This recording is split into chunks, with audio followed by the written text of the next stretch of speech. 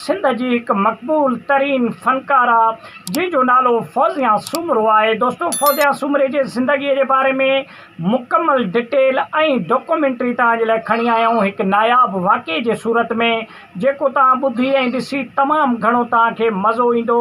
दोस्तों, फौज़िया सूमरो पॉपुलर कॾहिं थी ऐं उन खां अलावा फौज़िया सूमरे जो पहिरीं पोस्ट कार्ड ऐं पहिरों गीत कॾहिं फौज़िया सूमरे ॻायो हुयो, जेको रेडियो पाकिस्तान ते मक़बूल थियो।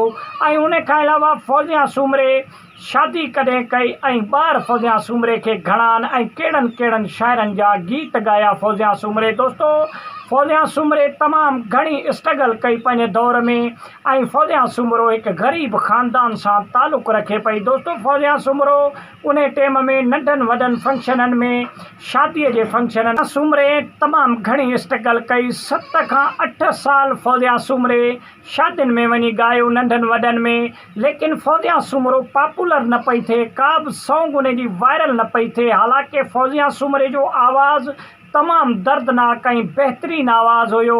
पोइ 1987 में रेडियो पाकिस्तान ते फौज़िया सूमरे खे मुतारिफ़ करायो वियो।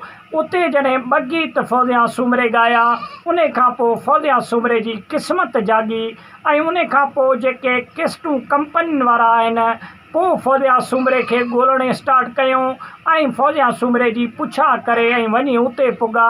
उन खां पोइ फौज़िया सूमरे जी पॉपुलरिटी ऐं उन खां अलावा वधणु स्टार्ट थी ऐं फौज़िया सूमरे इज़त सां गॾोगॾु पैसा कमाइण बि स्टार्ट कया। दोस्तों, फौज़िया सूमरो अल शाहबाज़ एवॉर्ड ऐं उन खां अलावा लतीफ़ एवॉर्ड बि फौज़िया सूमरे खे मिलियल आहे ऐं फौज़िया सूमरे खे खोड़ सारा सोना ताज बि मिलियल आहिनि, जेके कंपनियुनि जे तरफ़ां फौज़िया सूमरे खे पाराया विया। दोस्तों, फौज़िया सूमरो वाहिद सिंध जी उहा फ़नकारा आहे जेका झंग झर में तमामु थोरे अरसे में मक़बूल थी ऐं तमामु घणी उन खे मोट मिली। दोस्तों, काछो थियो ऐं उन खां अलावा खीरथर जा जबल थिया, उते फौज़िया सूमरे खे तमामु घणो शौक़ सां माण्हू ॿुधंदा हुया ऐं फौज़िया सूमरो नंढे हूंदे शादियुनि जे महफ़िलुनि में वञी सेरा वग़ैरह बि ॻाईंदी हुई।